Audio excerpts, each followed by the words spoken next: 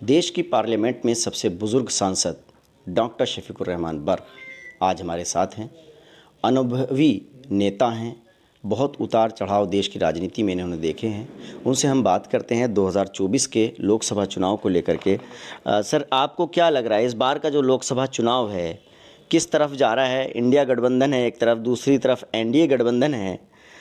आपको क्या लग रहा है, क्योंकि आप सबसे बुज़ुर्ग हैं, तमाम पार्टियों की सरकारें आपने देखी हैं, तो देश का जो माहौल है और जो गठबंधन बने हैं दो, वो किस तरफ इशारा करते हैं 2024 को लेकर के? क्या उम्मीद है आपको? देखिए, हालात खुद इस बात का इशारा कर रहे हैं कि हम पहले अपने मुल्क की पॉलिसी को देखें कि मुल्क की पॉलिसी साफ सुथरी है नहीं, या मुल्क के लिए काम कर रही है या नफ़रत फैला रही है। लेकिन मुल्क की पॉलिसी में नफ़रत है, हिंदू मुस्लिम नफ़रत के नाम से। बहरहाल इस तरीके से ये नफ़रत से कभी वोट नहीं मिलता। दुनिया की तारीख़ उठाकर देख लीजिएगा, नफ़रत से कभी ज़िंदगी नहीं मिलती, वोट नहीं मिलता। लेकिन जब आप मतलब ये मोहब्बत की पॉलिसी इख्तियार करेंगे तो वो दिल जुड़ जाते हैं उससे, और उससे मुतमईन होता आदमी और उसको ही वोट देता है जो देखता है कि भाई ये हमारे साथ अच्छा बर्ताव कर रहा है, अच्छा सलूक कर रहा है, हमारी ये भलाई चाहता है। लेकिन हम भलाई की बजाय बताइए हम नफ़रत फैलाकर मोहब्बत तो नफ़रत तो फैला रहे और दिलों को जोड़ नहीं रहे। दिल जुड़ेंगे मोहब्बत से, अच्छे काम करने से दिल जुड़ेंगे मोहब्बत से, लेकिन जो इंडिया गठबंधन है उसके जो एलाइज हैं, साथी हैं, उनमें ही एकजुटता नहीं है। अखिलेश यादव और कांग्रेस के बीच जिस तरह से वार तकरार चल रही है, तो इससे कैसे 2024 में एनडीए से लड़ाई हो पाएगी आपकी? गठबंधन तो कामयाब होगा इंशाल्लाह। मैं जिम्मेदारी से कह रहा हूँ। इसमें बहरहाल कोई अपनी निजी पॉलिसी, अब जहाँ तक अखिलेश यादव जी का ताल्लुक़ है, मेरी अभी उनसे कोई बात नहीं हुई, ना भी उनसे कोई मशवरा हुआ, ना उन्होंने मुझसे पूछा है, ना मेरी कभी इस सिलसिले में अभी बात हुई है कि वो उनकी पॉलिसी क्या है, वो क्या चाहते हैं। अभी मैं समाजवादी का ही आदमी हूँ, लेकिन अभी मैं इस पर कोई तबसरा नहीं कर सकता जब तक मेरी बात नहीं हो जाए।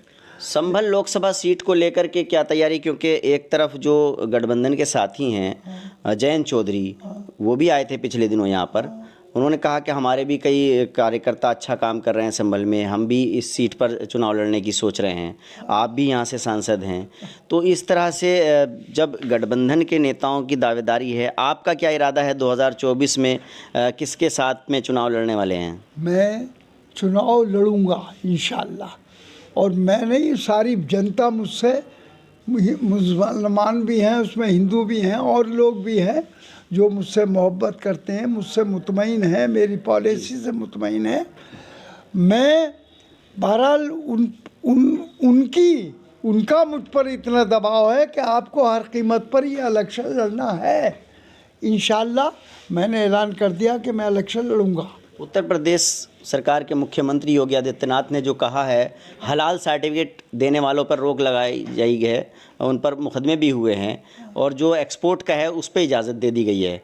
तो इस फैसले को सरकार के आप किस तरह से देख रहे हैं? देखिए, इनके फैसले तो हमेशा नफ़रत से भरे हुए होते हैं। जो भी ये सरकार फैसले करती है मुसलमानों के हक़ में तो नफ़रत से होती है।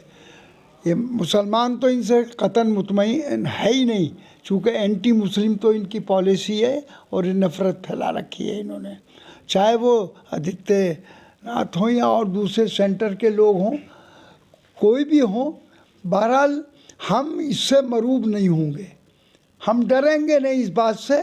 हम इस मुल्क के रहने वाले, ये देश हमारा है, हिंदुस्तान हमारा है, हमारा भी है जैसा औरों का है।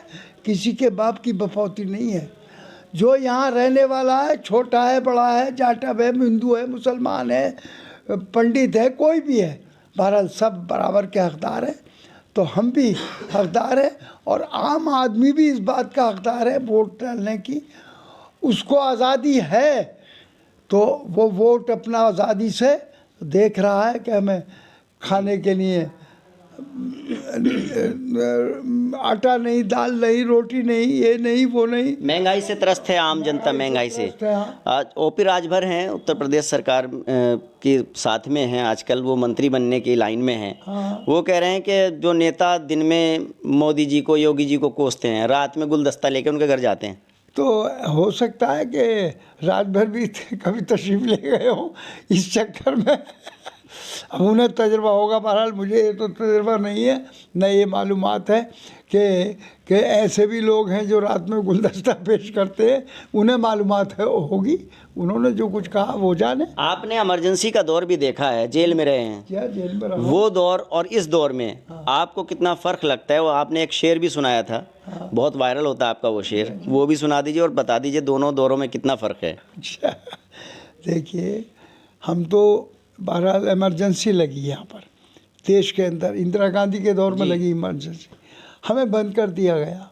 मैं भी बंद था, मुलायम सिंह जी बंद थे, और चौधरी चरण सिंह भी बंद थे, जेलों में 3 साल बंद रहे। सन 75 से लेकर सन 77 तक बंद रहे। आखिर में जब इन्होंने इलेक्शन डिक्लेयर कर दिए, जब हम लोगों को छोड़ा, तो उसमें मैंने बहुत गज़लें कही थी उसमें जेल में। तो उसमें एक शेर वो बहुत ज़्यादा यानी सच भी साबित हुआ जी। और मैंने उसमें एक शेर मेरा ये था कि मेरी बर्बादियों पर तुम हमारी मुस्कुराओ ना चमन वालो, बर्बादियों पर तुम हमारी मुस्कुराओ ना चमन वालो, गुजरनी एक दिन सर से तुम्हारे भी क़यामत है।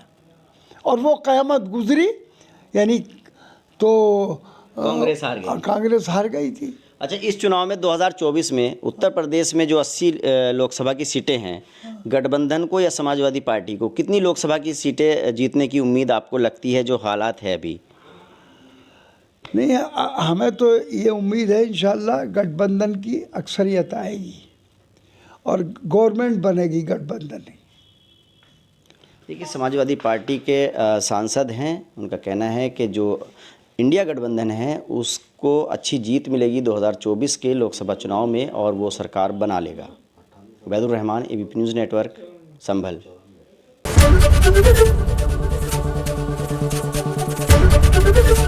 एबीपी गंगा, खबर आपकी, जुबान आपकी।